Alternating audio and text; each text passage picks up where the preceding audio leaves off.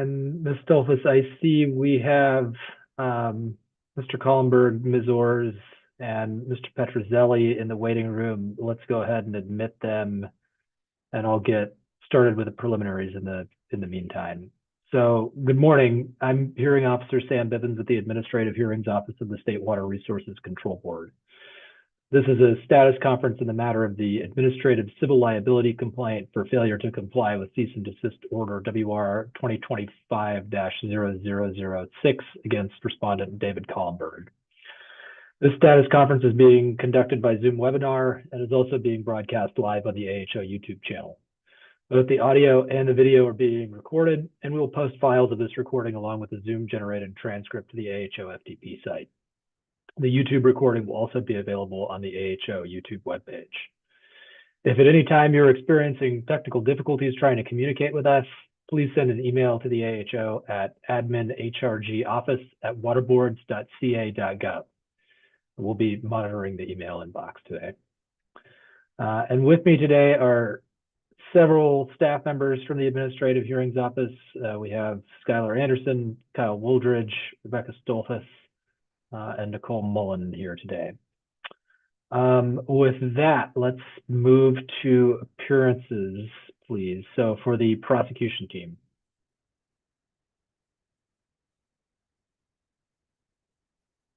Good morning, Hearing Officer Bivens. This is Debbie Orrs with the prosecution team. I just got notice from our technical staff, Sahil Pathak. He is trying to get in on the Zoom, but he's unable to. Were the Zoom links individual or could they be shared?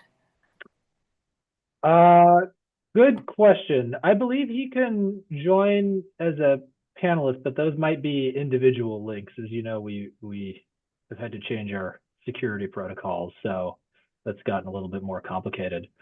Ms. Orrs, I will say that he's of course welcome to watch on YouTube. We can get him a link if we need to. I don't imagine I will need input from technical staff this morning, but if that changes, we can figure that out. Okay, thank you. And then I'll pass this off to my colleague, Ken. You are on mute, Mr. Petrozelli. Thank you. And this is Ken Petrozelli, also here for the prosecution team. Ms. Orrs is our lead this morning, and we'll support him. Very good. Good morning, Mr. Petrozelli. Mr. Collenberg.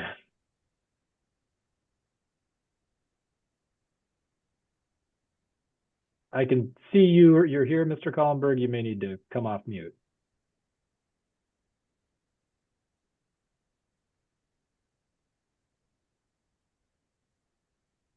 Sorry, I'm trying to figure out how to work this thing. I'm here, yes. Good morning.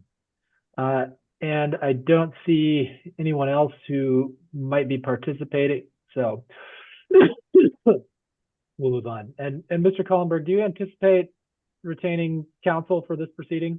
No, it's a waste of my time. All right, then let's move on to our agenda, which is primarily around scheduling this hearing to move forward. I had asked in my notice of status conference that Mr. Collenberg let us know what specific factual allegations in the ACLC that he disputed, and how he would develop the evidence necessary to create a genuine dispute of material fact with respect to those factual allegations. I don't think I got quite what I wanted, Mr. Collenberg, but I did get your email, and I see that you contend that you have, in fact, installed a measuring device consistent with the requirements of Order WR 2025-0006. Yes, that was done in May. Okay, and so with that contention, we will be having an evidentiary hearing. We will not do this on the papers and just deal with the legal arguments.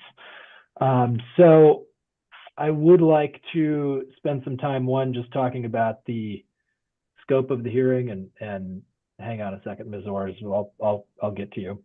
I want to talk about the scope of the hearing. I want to talk about who potentially we're going to have testify, particularly with respect to Mr. Collenberg's case. and then get into scheduling. And with that, now, Ms. Orrs, I will get to you. Yes, I'm just curious. I mean, as you had asked for in the hearing notice, Mr. Collenberg has not explained how he plans to develop the evidence to prove that he has meters. We have been trying to get that proof for months before we even issued the ACL, and have not received that. So I'm just curious to see how he plans to develop that evidence and what he plans to submit. I will be getting into that with him Okay. shortly. Thank you. Okay, so with that, let me just briefly talk about the scope of this hearing, Mr. Collenberg, because I saw that you wanted to encompass, or you may be asking for some declaration about the validity of your underlying water right, which, in my view, is not at issue here. I mean, this is a very straightforward Administrative Civil Liability Complaint that says that you haven't complied with an order. Your water rights are not being disputed by the prosecution team in this case. So this hearing is not going to cover some lengthy history associated with those water rights. We're going to assume for the purposes of this hearing that you have valid water rights that allow you to divert the water that you claim in those statements. So we won't be getting into that. What we will be getting into is whether or not you have a measurement device, whether it complies with the requirements of the California Code of Regulations and the Order 2025-0006, and the extent to which you have diverted water with or without a measuring device consistent with the deadlines in the order. And so my question for you is, and it's similar to what Ms. Orrs raised a moment ago in her question to me. How many witnesses do you think you'll be presenting in this hearing? Do you have a sense of who they will be? And just more generally, how do you intend to establish the facts that would support your position that you do have a measuring device that's been there since May? I mean, I communicated it through text message through one of you guys. I don't know who was text messaging me, but it was a number from you guys. I sent him whoever it was, the information of the device that was being installed prior to it being installed, and there was nobody said back that it wasn't the right device. I have a purchase receipts of the device. I believe we have photos of the device. I don't know what more you could want. Okay, well, your communications with the Division of Water Rights and the prosecution teams are not what I want to get into in this hearing, but I understand that those communications and documents may form a part of your case. So let me ask you a little more bluntly. Someone is going to have to testify to get those into the evidentiary record. Is it going to be you or anyone else? And you can make your case the way you want to make your case within the general bounds of propriety, but you're going to have a witness come on and get those documents into the record. So who will be doing that? I am the only person. There is nobody else. So I don't know who. I mean, I don't got no team. It's just me. Okay, so you didn't have an engineer install and calibrate the measuring device that you claim to have installed or anything like that? No. Okay, that's helpful. So we'll have one witness most likely for the respondent, and then Ms. Orrs, how many witnesses do you intend to put on in this hearing? Right now we have about 3. I'm not sure if all 3 will testify or just write declarations to authenticate some of our evidence. Primarily, we think it'll be Ms. Nye from the previous hearing will be our main witness.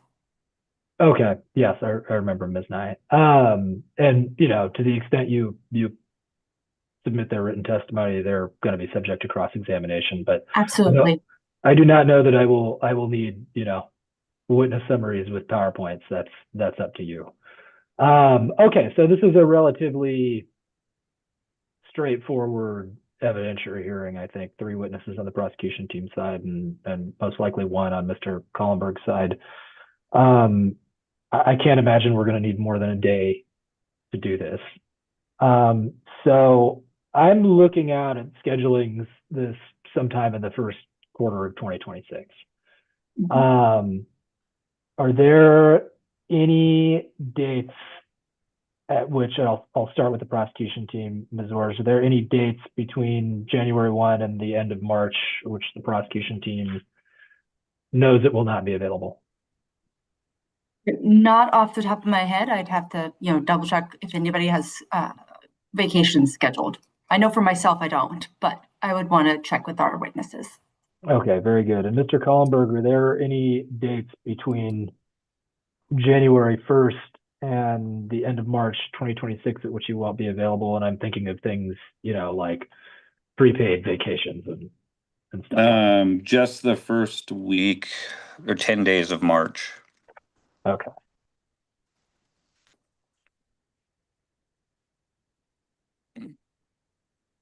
All right. We will not schedule a hearing during the first 10 days of March. We'll certainly accommodate that. All right. That helps me. I mean, I frankly just needed to figure out when we're going to do this and how long it's going to take, so that I can get a hearing notice out. We will do that in relatively short order. Is there anything else that the parties want to raise with me today before a hearing notice comes out?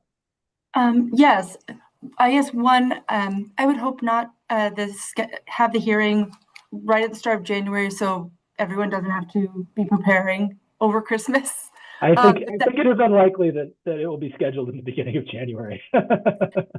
Had it happened before. And then the other is I would like to request a pre-hearing conference be scheduled before the submittal of evidence. That way, if we have any question, if either party has any questions, concerns about the hearing notice or what is going to be required of them, we can have that time to talk about those issues. Okay, that makes sense to me. We can do that before. I've typically in my cases, Ms. Orrs scheduled it shortly after the submission of evidence, and I tend to deal with evidentiary objections at the pre-hearing conference. But I don't have any objection to doing it before, and we have a pro se case, so that makes some sense. Wonderful. And the other thing is, Mr. Collenberg has raised in both his hearing request and his status conference statement a question about the penalty amount. And so to the extent that Mr. Collenberg plans on raising the affirmative defense of ability to pay, it would be helpful that the hearing notice would explain what is going to be expected in order to prove that defense. And then there would be time for the prosecution team to adequately respond and have an expert witness be able to analyze any information and evidence he submits in support of that. Fair enough. Yes, we will have the hearing notice say something about what needs to be raised on that. So that's all fine. Anything else? That you're saying that's on my ability to pay that large fine? Hang on, Mr. Collenberg. Ms. Orrs, did you have anything else you wanted to raise with me before I turn to Mr. Collenberg? Just clarification that there'll be a briefing schedule and issues listed within the hearing notice. There will almost certainly be a briefing schedule. I Wonderful. do not know what it will be. And I think, I can't remember whether it was with this CDO or something else, but I have in the past suggested that parties who are interested can, submit a draft proposed order for me to consider, and I will almost certainly do that again and encourage you to take me up on that. All right, Mr. Collenberg, now it is your turn. So I was trying to get clarification on what she meant by my ability to pay this large, absurd fine that you guys are. So I will attempt to explain that to you, but essentially the prosecution team is recommending a fine in the amount of $90,000. And if I have read your submissions correctly, it's your position that you can't afford to pay a fine in the amount of $90,000, or I guess I should say an administrative civil liability penalty. If you're going to make that argument, you're going to need to present some evidence that Oh, shows like the fact that the water board has bankrupted me and I'm on the verge of losing my farm? Sure, no problem. yes, that is to the extent you want to submit things like financial statements that demonstrate your financial, the state of your finances. Perfect. That's something you would need to do. And, No problem. Got it. Right. Anything else you want to raise with me today, Mr. Collenberg, before we turn to getting a hearing notice out? I know that you guys have snapped back at me about the legal briefs I've included in my emails. And the reason that stuff is in there because I'm not going to take the chance of letting you guys infringe on my rights. And so I'm going to publicize them to make sure that they are in there, because the way you guys work is if I don't say it, then you're going to say, well, you never said it and you should have. Now, so I'm going to keep putting it in there just so it's on record. Oh, that's fine, Mr. Collenberg. I don't have any problem with you making legal arguments, whether they're in an email or brief. You're certainly going to get an opportunity at the end of the hearing to submit a closing brief that contains those legal arguments. So if you want to make them, be my guest, and we'll consider them carefully. No problem. Thank you. All right. With that, I think I have one more question. Sure, Mr. Collenberg. So potentially when you schedule this hearing next year, which is fine by me, I potentially won't own the farm. So what happens at that point? That is an interesting question. If you don't own the farm, you'll have to think about what that means for your defenses to the Administrative Civil Liability.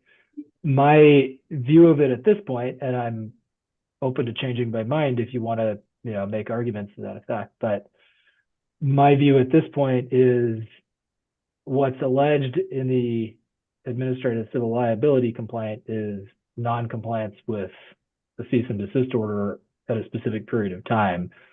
So the fact that you may not own the farm later on has no bearing on what your alleged conduct was at the time covered in the So this Administrative isn't Liability connected Complaint. to the farm directly. This is connected to me personally. This is connected to you personally, Okay, perfect. is my view. Okay. Sorry, I'm just trying to write some notes down. I think that's it for now. So, all right, that's all I got for now. Thank you.